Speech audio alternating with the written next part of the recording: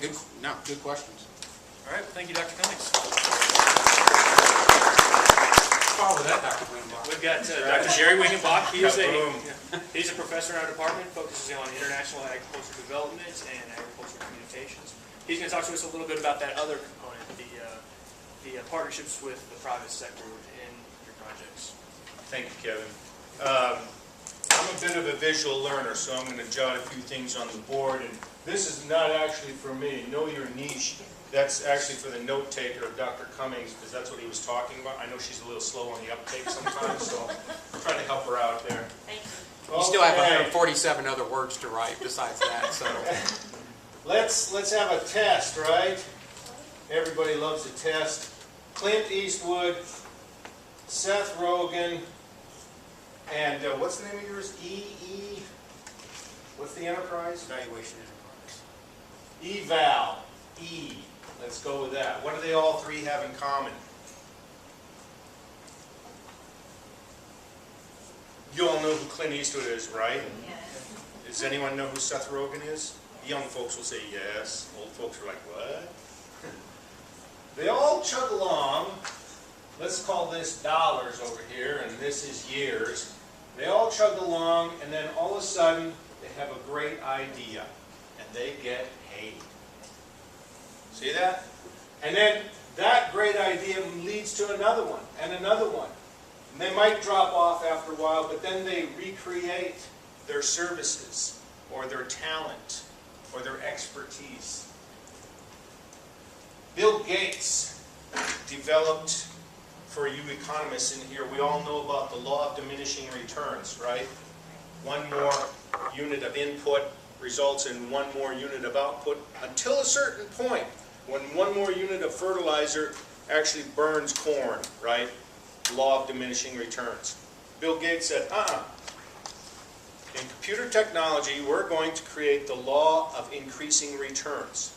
The more people use Windows, the more they'll want software for Windows. And the more they use that software for Windows, the more they'll want Windows. And the more they use those Windows, the more they'll want software. Think about it. How many times have you had to change Windows operating system on your computer? If you're young, not too many times, but if you're old like us, many, many times. And how many versions of Word have you started out with? What was the first one? Word 4.0? Yeah, lots. Thinking outside the box. Think about that. People like Bill Gates, they said, we're going to keep going up. People like Dr. Cummings said, woo, we've got an opportunity here to reinvent some of the stuff that we do best, because others have no idea about that. Now, wouldn't it be great if people just shoveled you money whenever you had a good idea? No? Yes? Sure! Come on, give me a great idea and let's shovel some money that way, right? Well, I think Dr. Pena would back me up on this. I know Dr. Murphy and Dr. Cummings would as well, and that is, good ideas will attract money. And guess what? The color of money is the same. If it's a grant, if it's a private donation, if it's a contract, money is money. Now, what you get to use with that money, or what you get to use that, spend that money on, is highly dependent upon what form it is. So, prior to Ike, we had a couple other hurricanes come through Texas, Katrina and Rita. And I had just come back from an agricultural communications conference where the guest speaker was rambling on about something, and I really wasn't paying attention. I was doodling on something. And all of a sudden, and I mean, there's 450 ag communicators in this room. And this fellow was a high-ranking official in the media industry in San Antonio. And he said, the demographics of Texas are changing. The Hispanic population will be the predominant population within 2 years. This was back in, I think, 02, 03. And he said, what are you in here, you agricultural communicators, you university people, what are you going to do to prepare Texas to be more represented by that population? And if you don't know what I'm talking about, we need more Hispanics in media, plain and simple. And it hit me like a thunderbolt. Wow, this guy is right on. We have to get out of our campuses, go to inner city areas where kids live, and encourage them to come and study agricultural communications. That's pretty simple. And as he kept rambling, I doodled out a one-page, like, mind map, if you will, or a concept note about writing a grant to take our Ag Communications and Journalism program off campus to the inner city areas. I wanted to go to the 12 largest cities in the U.S., which included Houston, being number 4, to recruit Hispanic and African American students into our Ag Communications and Journalism program. And later on, a couple of colleagues and I started talking about it, and we thought this might be feasible. And as Katrina, or Rita, was rumbling through, I was watching CNN, and I was trying to flesh out this idea about the recruitment. And I saw people walking out of Walmart, you know, in waist-deep water, and they had bottles of water, you know, bags of whatever, and bottles of water. And they were rioting for bottles of water in the areas that were stricken. Now, how often do we take water for granted, right? Try going one day without drinking any water. You'll appreciate water by the end of the day. A whole bunch. And no coffee and no dew. Don't do the dew during that day. No water. And it occurred to me, you know, when we strip away everything, all our pretenses, what do we all want? Water. First and foremost. And then food, clothing, shelter. During times of national crises, natural disasters, man-made disasters, we get stripped down to our bare necessities. And so that was the approach we used in talking with students, to show the connectivity between being in an urban area and water, which is part of agriculture, and natural resources, which is part of agriculture. And I'm happy to say that project was very successful. We went to Houston, we went to San Antonio twice, El Paso, Atlanta, Georgia, and Chicago. And we recruited students from those areas here to Texas A&M. But along the way, I used a trick that I learned from Dr. Pena from a previous project. Because the USDA funded that with a grant, a challenge grant. And of course, they only gave us so much money, which wasn't quite enough. So when we got to these cities, we had heavy publicity campaigns in front of us, contacting the media, working with the local schools, working with anybody who would listen to us. And USDA has a pretty hard and fast rule. You can't use any government money to buy food for somebody. Plain and simple. Don't feed anybody during your workshop, which is really ironic for me because USDA, food, I get the connection, why don't they? Well, anyway, it's a senatorial thing, I think. So we had to go to each of those communities and figure out how are we going to feed these kids. You know, 50, 60 kids in the workshop. You're in the inner city area. You can't kick them out the door at lunchtime because they might not come back. And that's where the private partnership came in. We hooked up with Whataburger, Chick-fil-A, Taco Bell, Pizza Hut, and we got in touch with the CEO in each of those cities and said, here's our shtick, here's our deal. Can you support us with a lunch? Not only did they do that, but they gave us cash also in every single city. And I was blown away by the generosity, because most businesses are there for a profit.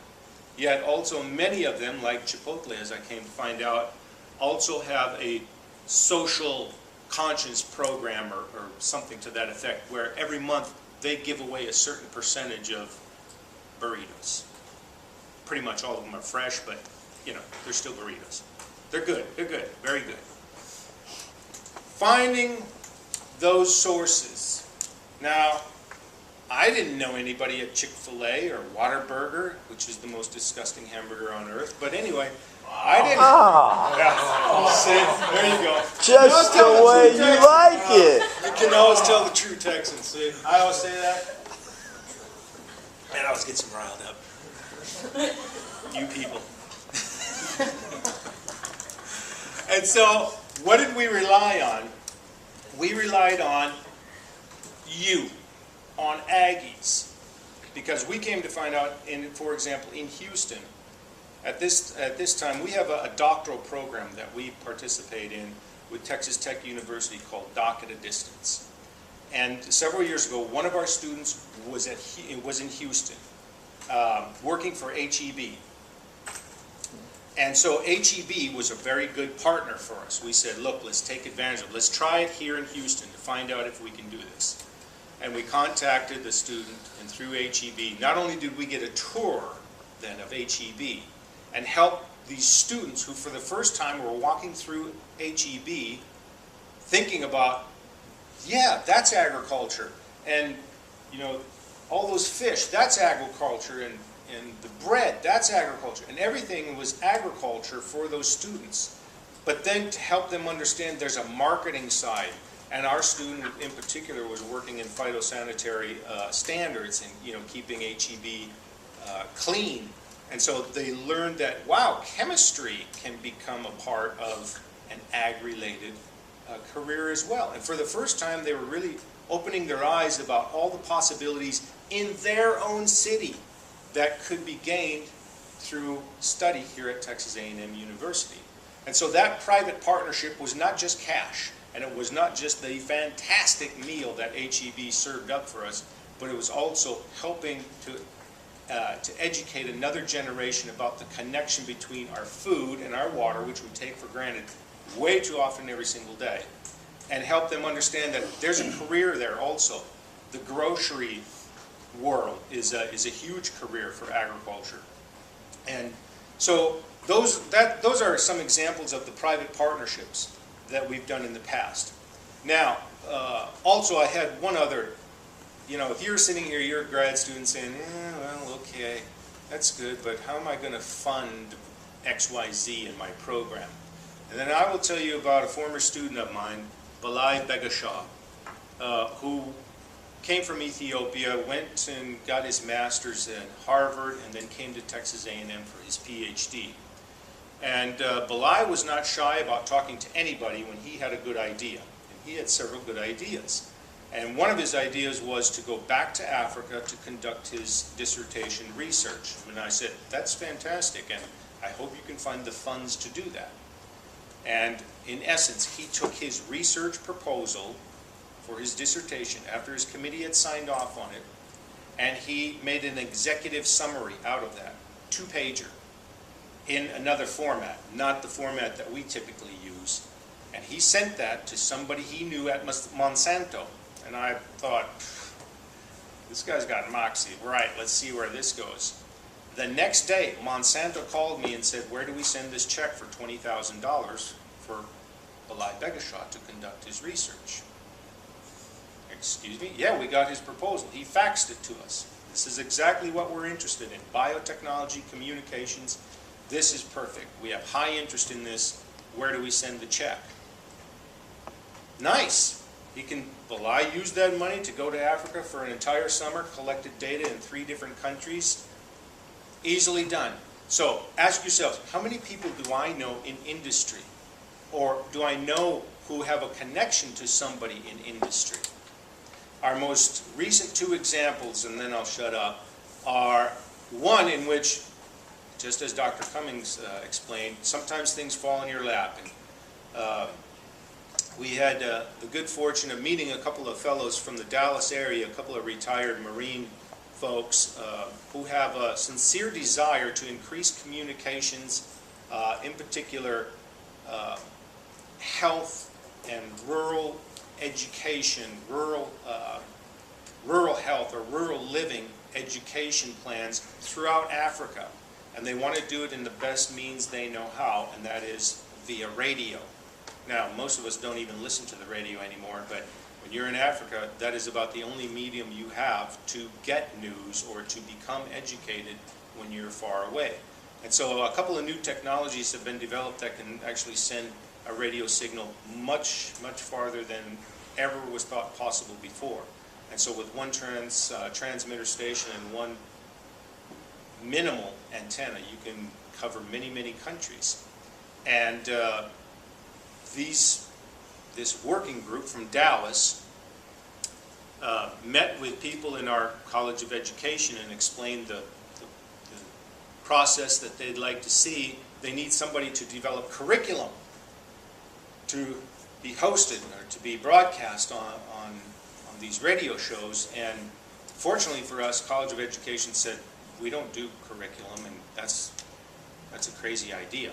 So they got over here to the College of Ag and found us. And so now we are looking for and seeking out the private donations to make that happen, and they suspect that will be a multi-million-dollar endeavor. The other was from a recent visit that I had to Tajikistan just this past summer. Again, a couple of former Aggies in the Fort Worth area participated in a mission trip with their church. And they went to Tajikistan several years ago, and they saw, like many parts of the world, a lot of despair and a lot of substandard living. And they knew that with a little Aggie know-how and a little Aggie grit, that they could improve the lives of many people. And they too came back to A&M here and said, does anyone know anything about agriculture education? And eventually they found us, and we were very fortunate for that, because now we are developing a proposal also for a multi-year, multi-million-dollar project that their church group has indicated an interest in funding. And it could be in the $10 to $15 million range by the time it's all put together. So sometimes you have to be lucky. Sometimes you have to think outside the box. Okay, I've got this idea, but I can't use my USDA money to buy food. Let's see, who has food in San Antonio? Who could provide food for these kids? Because I'm not paying for their lunch. Use your connections, use the know-how, and you'd be surprised how much food you can buy for $500 on any given day in San Antonio. It's a lot. Any questions? Yeah, thank you. So Gary, I'd add one thing to that, is don't be afraid to ask, because there's only one answer you're going to get if you don't ask. And that's no. I mean, if you don't ask, the answer's no. That's right. It is nothing but no. And the worst answer you're going to get if you ask is no. But sometimes you ask, like the Monsanto, and you hear yes. Now, there's a downside to that too. That means you got to do it. So be prepared to do it if you're going to ask and you get it. There's, Dr. Pena, there's two bad times for grant people, right?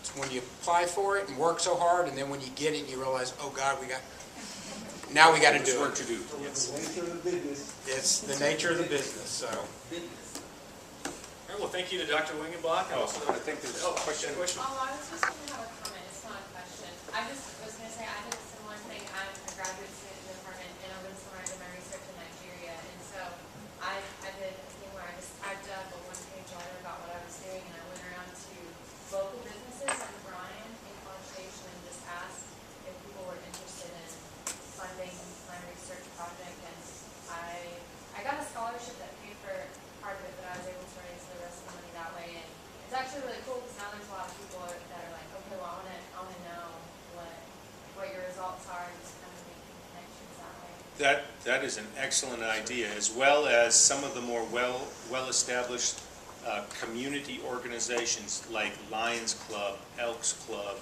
Rotary International, which is very active in the Twin City area here, and does support international travel as well. The other person who has done that and will be here probably after you, unless you take a faculty position or something. Andy Besto did that for how many years? Oh yeah. And that's what he did, was ask his friends, support my research, support me. And he did that for years. In back. And I just want to say a lot of companies, I work with Boy Scouts of Houston, a lot of times when we're going and doing different solicitations, they relish the opportunity to, you know, I guess be positively portrayed, you know, in terms of donors and, you know, being philanthropists and stuff. So it's a pretty good deal, especially when you come, I guess, with the right mindset and you kind of have your project in order, and so it can help out a lot. Yeah. What you do. Absolutely. Now, I will caution you on one thing, and whether you're a student here or you're not, don't ever hamstring your supervisors or your organization. Okay? What do I mean by that? Well, Megan says, I want to do my research back in Georgia, and I need $2,500 to get this done. And she goes to John Deere, which for Coles, the College of Ag and Life Sciences, John Deere might be a major player in some other project. And if you didn't tell your professor, or the professor didn't talk it out with some Coles people, you might find yourself in serious trouble. Because you have to kind of know, who is my market? Okay, I'm the Boy Scouts and I need $300 versus I've got this great research idea and I need $30,000 or I need $3 million. You can't necessarily go to Whataburger with a $3 million request, because you're not going to get that donated to you. The other side of that is, if something goes wrong, you want that organization behind you. Exactly. You don't want to be standing on the island alone and the sharks are swimming around it. You got no way off, because if you don't have the organization behind you, they're just going to say, sorry. And it's not just money sometimes. I think Dr. Murphy could share a story about a previous student who maybe wanted to do a study or sort of talked his way into an assistantship in this department, but it was really based more on family connection rather than on actual ability. And when that family connection is a state senator or somebody of that nature, and all of a sudden your phone is ringing and you're picking up and the Honorable so-and-so wants to speak to you, you don't want to get caught off guard like that. And those aren't fun experiences, but they're experiences nonetheless. Character building. Yes. It's all related in that idea of, as you go out and look for resources, you'll exploit relationships. And those relationships may interfere with other relationships. And so it's a tangled web we weave. And trying not to cross the streams, if you will, is important. So communicating with your chair and with others about your intentions and seeking counsel before you begin would be my recommendation. That's a good recommendation. So for our guests who are here today, if you would like to follow along with what we're doing in seminar, you notice Dr. Murphy's got the video camera right here. He's actually recording all of these sessions, and we put these online. So how you can keep up with what we're doing, if you like this topic, you'd like to see our future topics, it's all online.